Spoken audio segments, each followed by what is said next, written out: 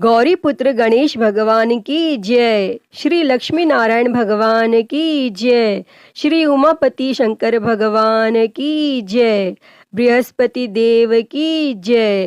प्रिय भक्तजनों, आज हम इस वीडियो में बृहस्पतिवार की व्रत कथा सुनेंगे। बृहस्पतिवार व्रत को करने से मन की इच्छाएं पूरी होती हैं और बृहस्पति महाराज प्रसन्न होते हैं तथा धन, पुत्र, विद्या और मनवांछित फलों की प्राप्ति होती है। परिवार को सुख शांति मिलती है। इसीलिए यह व्रत सर्वश्रेष्ठ और अति फलदायक सभी स्त्री और पुरुषों के लिए है।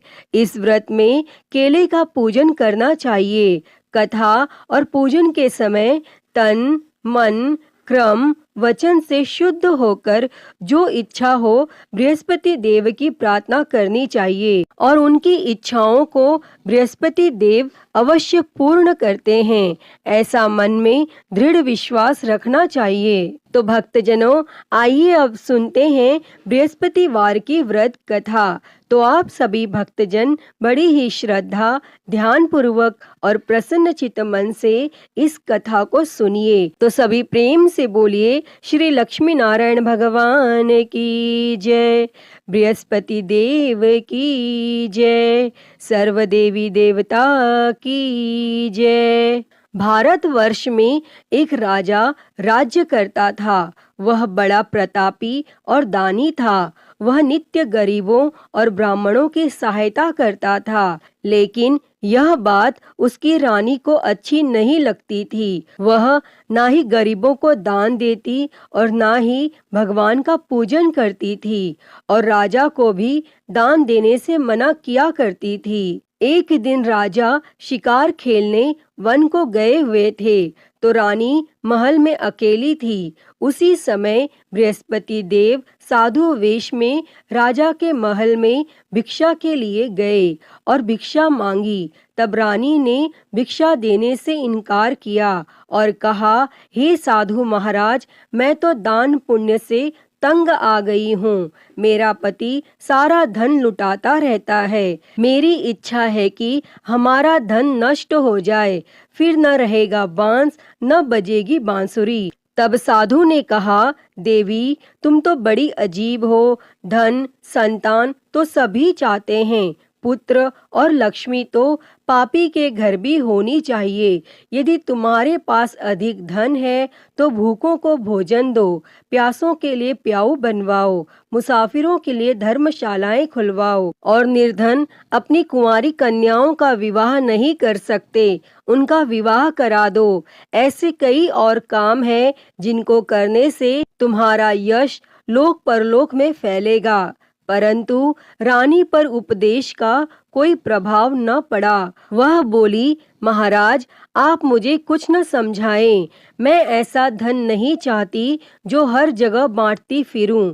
तब साधु ने उत्तर दिया, यदि तुम्हारी ऐसी इच्छा है तो तथास्तु। तुम ऐसा करना कि बृहस्पतिवार को घर लीप कर पीली मिट्टी से अपना सिर धोकर स्नान करना, भट्टी चढ़ाकर कपड़े धोना। ऐसा करने से आपका सारा धन नष्ट हो जाएगा। और इतना कहकर वह साधु महाराज वहां से आलोप हो गए। तब साधु के अनुसार कही बातों को पूरा करते हुए रानी को केवल 3 बृहस्पतिवार ही बीते थे कि उसकी समस्त धन संपत्ति नष्ट हो गई और भोजन के लिए राजा का परिवार तरसने लगा। तब एक दिन राजा ने रानी से बोला कि हे रानी, तुम यहीं रहो, मैं दूसरे देश को जाता हूँ, क्योंकि यहाँ पर सभी लोग मुझे जानते हैं, इसीलिए मैं कोई छोटा कार्य नहीं कर सकता। तब ऐसा कहकर राजा परदेश चला गया और वहां वह जंगल से लकड़ी काटकर लाता और शहर में बेचता और इस तरह वह अपना जीवन व्यतीत करने लगा। इधर राजा के परदेश जाते ही रानी और दासी दुखी रहने लगे। एक बार जब रानी और दासी को 7 दिन तक बिना भोजन के रहना पड़ा तो रानी ने अपनी दासी से कहा, हे दासी, पास ही के नगर में मेरी बहन रहती है, वह बड़ी धनवान है, तू उसके पास जा और कुछ ले आ ताकि थोड़ी बहुत गुजर बसर हो जाए। तब दासी रानी की बहन के पास गई और उस दिन गुरुवार था और रानी की बहन उस समय बृहस्पतिवार व्रत की कथा सुन रही थी। तब दासी ने रानी की बहन को अपनी रानी का संदेश दिया, लेकिन रानी की बड़ी बहन ने कोई उत्तर नहीं दिया। और जब दासी को रानी की बहन से कोई उत्तर नहीं मिला तो वह बहुत दुखी हुई और उसे क्रोध भी आया और दासी ने वापस आकर रानी को सारी बात बता दी।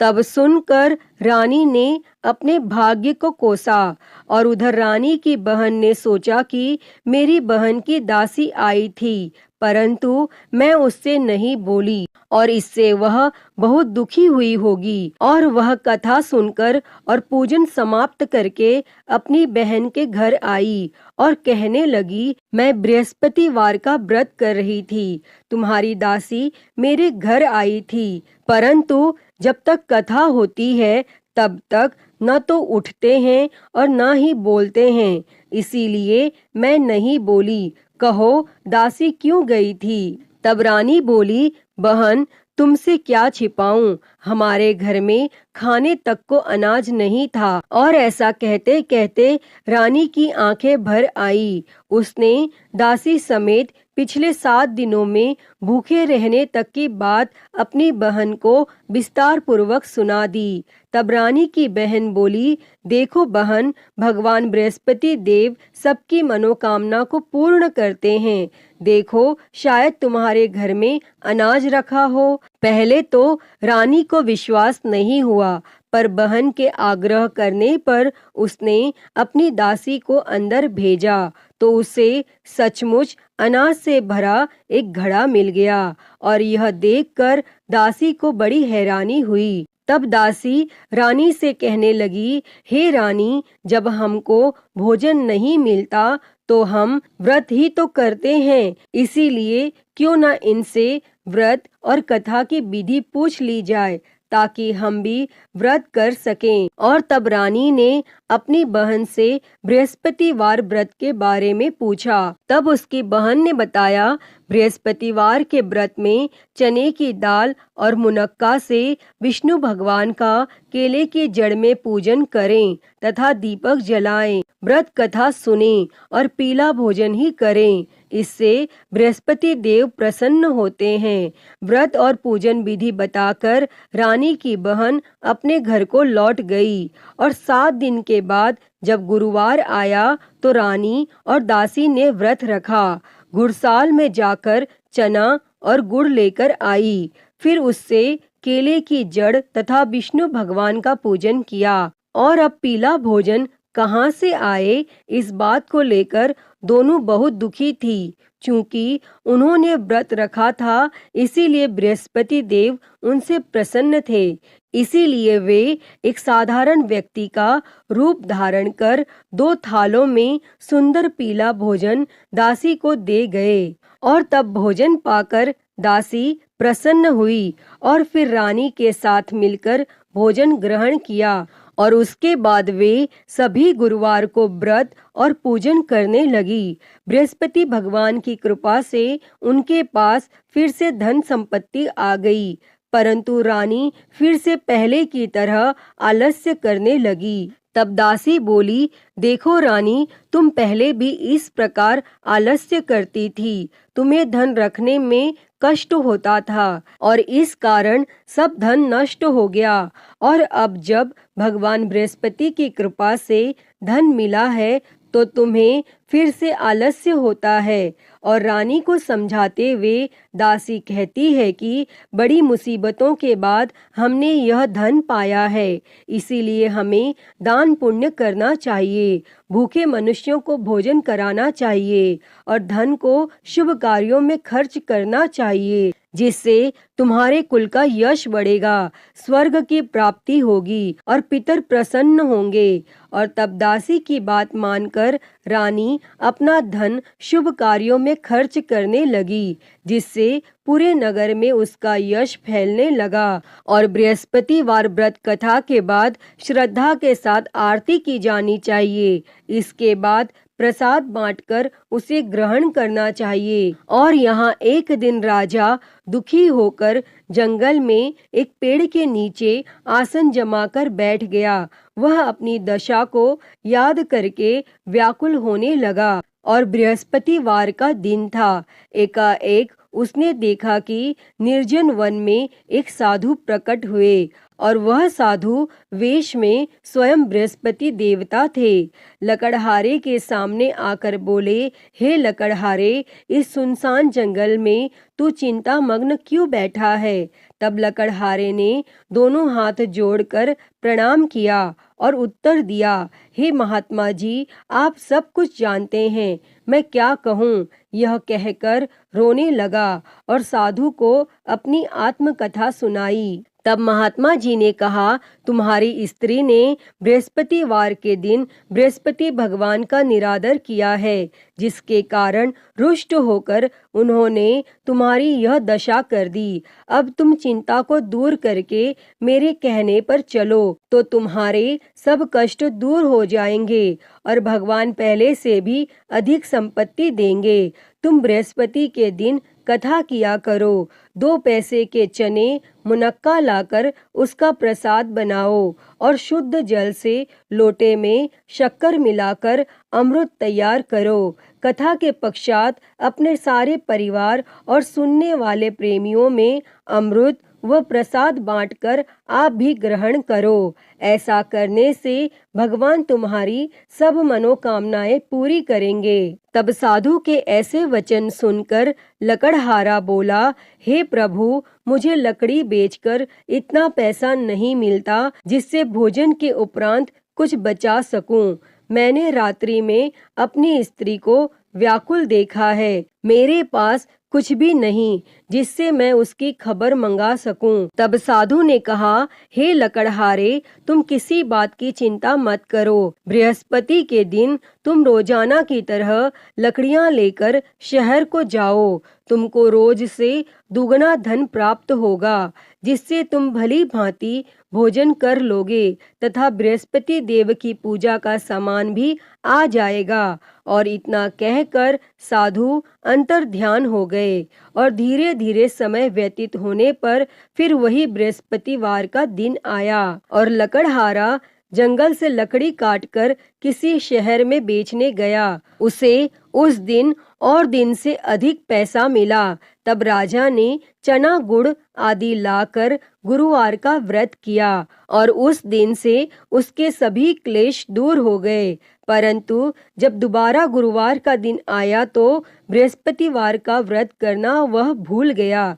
इस कारण बृहस्पति भगवान नाराज हो गए और उस दिन उस नगर के राजा ने विशाल यज्ञ का आयोजन किया तथा शहर में यह घोषणा करा दी कि कोई भी मनुष्य अपने घर में भोजन न बनावे और न आग जलावे। समस्त जनता मेरे यहाँ भोजन करने आवे और इस आज्ञा को जो न मानेगा उसे फांसी की सजा दी जाएगी। और इस तरह की घोषणा संपूर्ण नगर में करवा दी गई। तब राजा की आज्ञा अनुसार शहर के सभी लोग भोजन करने गए, लेकिन लकड़हारा कुछ देर से पहुंचा, इसीलिए राजा उसको अपने साथ घर लिवा ले गए और ले जाकर भोजन करा रहे थे तो रानी की दृष्टि उस खूंटी पर पड़ी जिस पर उसका हार लटका हुआ था। वह वहां पर दिखाई नहीं दिया। तब रानी ने निश्चय किया कि मेरा हार इस मनुष्य ने चुरा लिया है, और उसी समय सिपाहियों को बुलाकर उसको कारागार में डलवा दिया। और जब लकड़हारा कारागार में पड़ गया और वह बहुत दुखी होकर विचार करने लगा कि न जाने कौन से पूर्व जन्म के कर्म से मुझे यह दुख प्राप्त हुआ है, और वह उसी साधु को याद करने लगा जो कि जंगल में मिले थे। तब उसी समय तत्काल बृहस्पति देव साधु के रूप में प्रकट हुए और उसकी दशा को देखकर कहने लगे, अरे मूर्ख, तूने बृहस्पति देव की कथा नहीं करी, इस कारण तुझे दुख प्राप्त हुआ है। अब चिंता मत कर, बृहस्पतिवार के दिन कारागार के दरवाजे पर 4 पैसे पड़े मिलेंगे, उनसे तू बृहस्पति देव की पूजा करना और तेरे सभी कष्ट दूर हो जाएंगे। तब बृहस्पतिवार के दिन उसे 4 पैसे मिले। लकड़हारे ने कथा कही और उसी रात्रि को बृहस्पति देव ने उस नगर के राजा को स्वप्न में कहा, हे राजा, तुमने जिस आदमी को कारागार में बंद कर दिया है वह निर्दोष है, वह राजा है, उसे छोड़ देना, और रानी का हार उसी खूंटी पर लटका है। अगर तू ऐसा नहीं करेगा तो मैं तेरे राज्य को नष्ट कर दूंगा। और इस तरह रात्रि के स्वप्न को देखकर राजा प्रातः काल उठा और खूंटी पर हार देखकर लकड़हारे को बुलाकर क्षमा मांगी तथा लकड़हारे को योग्य सुंदर वस्त्र आभूषण देकर विदा कर दिया। और बृहस्पति देव की आज्ञा के अनुसार लकड़हारा अपने नगर को चल दिया। और जब राजा अपने नगर के निकट पहुंचा तो उससे बड़ा आश्चर्य हुआ। नगर में पहले से अधिक बाग, तालाब, कुएं तथा बहुत सी धर्मशाला, मंदिर आदि बन गई हैं। तब राजा ने पूछा, यह किसका बाग और धर्मशाला है? तब नगर के सब लोग कहने लगे, यह सब रानी और बांदी के हैं। तो राजा को आश्चर्य हुआ और गुस्सा भी आया। और जब रानी ने यह खबर सुनी कि राजा आ रहे हैं, तो रानी ने बांदी से कहा कि हे दासी, देख, राजा हमको कितनी बुरी हालत में छोड़ गए थे और हमारी ऐसी हालत देखकर वह लौट न जाए, इसीलिए तू दरवाजे पर खड़ी हो जा। तब आज्ञा अनुसार दासी दरवाजे पर खड़ी हो गई और राजा आए तो उन्हें अपने साथ लिवा लाई। तब राजा ने क्रोध करके अपनी रानी से पूछा कि यह धन तुम्हें कैसे प्राप्त हुआ है? तब रानी ने कहा, हमें यह सब धन बृहस्पति देव के इस व्रत के प्रभाव से प्राप्त हुआ है। और फिर राजा ने निश्चय किया कि 7 रोज बाद तो सभी बृहस्पति देव का पूजन करते हैं, परंतु मैं प्रतिदिन दिन में 3 बार कहानी तथा रोज व्रत किया करूंगा। और अब हर समय राजा के दुपट्टे में चने की दाल बंधी रहती तथा दिन में 3 बार कहानी कहता। और एक रोज राजा ने विचार किया कि चलो अपनी बहन के यहाँ हो आवे। इस तरह निश्चय कर राजा घोड़े पर सवार हो अपनी बहन के यहाँ को चलने गया। मार्ग में उसने देखा कि कुछ आदमी एक मुर्दे को लिए जा रहे हैं। उन्हें रोककर राजा ने कहा, अरे भाइयों, मेरी बृहस्पति देव की कथा सुन लो। और वे बोले, लो, हमारा तो आदमी मर गया है, इसको अपनी कथा की पड़ी है। परंतु कुछ आदमी बोले, अच्छा कहो, हम तुम्हारी कथा भी सुनेंगे। तब राजा ने दाल निकाली और जब कथा आधी हुई थी कि मुर्दा हिलने लग गया। और जब कथा समाप्त हो गई तो राम राम करके मनुष्य उठकर खड़ा हो गया। और आगे मार्ग में उसे एक किसान खेत में हल चलाता मिला। तब राजा ने उसे देखकर उससे बोले, अरे भैया, तुम मेरी बृहस्पतिवार की कथा सुन लो। तब किसान बोला, जब तक मैं तेरी कथा सुनूंगा तब तक 4 हरिया जोत लूंगा, जा अपनी कथा किसी और को सुना। इस तरह राजा आगे चलने लगा और राजा के हटते ही बैल पछाड़ खाकर गिर गया तथा किसान के पेट में बड़ी जोर का दर्द होने लगा और उस समय उसकी माँ रोटी लेकर आई। उसने जब यह देखा तो अपने पुत्र से सब हाल पूछा। तब बेटे ने सभी हाल कह दिया तो बुढ़िया दौड़ी दौड़ी उस घुड़सवार के पास गई और उससे बोली कि मैं तेरी कथा सुनूंगी, तू अपनी कथा मेरे खेत पर चलकर ही कहना। तब राजा ने बुढ़िया के खेत पर जाकर कथा कही और जिसके सुनते ही वह बैल उठ खड़ा हुआ तथा किसान के पेट का दर्द भी बंद हो गया और राजा अपनी बहन के घर पहुंचा और बहन ने भाई की खूब मेहमानी की। दूसरे रोज प्रातः काल राजा जगा तो वह देखने लगा कि सब लोग भोजन कर रहे हैं। तब राजा ने अपनी बहन से कहा, ऐसा कोई मनुष्य है जिसने भोजन नहीं किया हो, मेरी बृहस्पतिवार की कथा सुन ले। तब बहन बोली, हे भैया, यह देश ऐसा ही है कि पहले यहाँ लोग भोजन करते हैं, बाद में अन्य काम करते हैं। अगर कोई पड़ोस में हो तो देख आऊं। और वह ऐसा कहकर देखने चली गई, परंतु उसे कोई ऐसा व्यक्ति नहीं मिला जिसने भोजन न किया हो। अतः वह एक कुम्हार के घर गई जिसका लड़का बीमार था।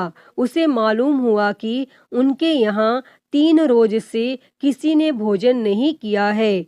तब रानी ने अपने भाई की कथा सुनने के लिए कुम्हार से कहा और वह तैयार हो गया। तब राजा ने जाकर बृहस्पतिवार की कथा कही, जिसको सुनकर उसका लड़का ठीक हो गया और अब तो राजा की प्रशंसा होने लगी। फिर एक रोज राजा ने अपनी बहन से कहा कि हे बहन, हम अपने घर को जाएंगे, तुम भी तैयार हो जाओ।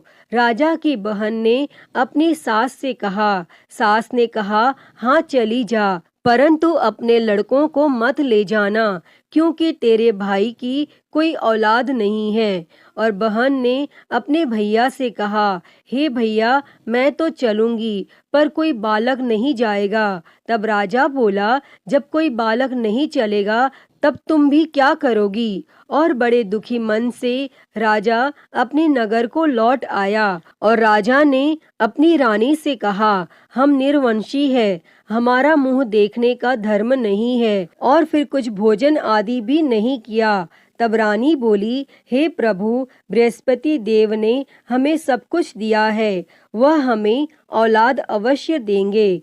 और उसी रात को बृहस्पति देव ने राजा से स्वप्न में कहा, हे राजा, उठ, सभी सोच त्याग दे, तेरी रानी गर्भ से है। तब राजा को यह बात सुनकर बड़ी खुशी हुई और 9वें महीने में उसके गर्भ से एक सुंदर पुत्र पैदा हुआ। तब राजा बोला, हे रानी, स्त्री बिना भोजन के रह सकती है, पर बिना कहे नहीं रह सकती। जब मेरी बहन आवे तुम उससे कुछ कहना मत।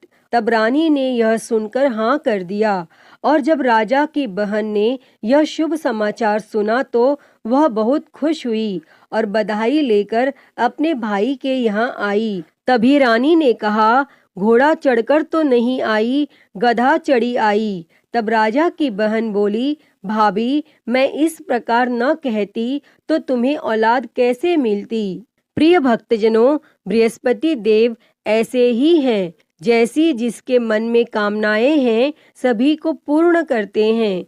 जो सद्भावना पूर्वक बृहस्पतिवार का व्रत करता है, एवं कथा पढ़ता है अथवा सुनता है, दूसरों को सुनाता है, बृहस्पति देव उसकी सभी मनोकामना पूर्ण करते हैं। जैसी सच्ची भावना से रानी और राजा ने उनकी कथा का गुणगान किया तो उनकी सभी इच्छाएं बृहस्पति देव जी ने पूर्ण की थीं। अतः हे बृहस्पति देव जी, जैसी कृपा आपने राजा और रानी पर की, वैसी ही कृपा इस कथा को कहते, सुनते और हुंकारा भरते सभी पर करना। तो सभी प्रेम से बोलिए, बृहस्पति देव की जय। श्री लक्ष्मी नारायण भगवान की जय।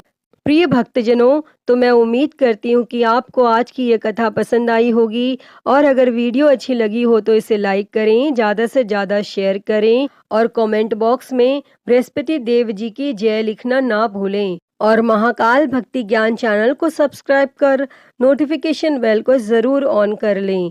हर हर महादेव। धन्यवाद।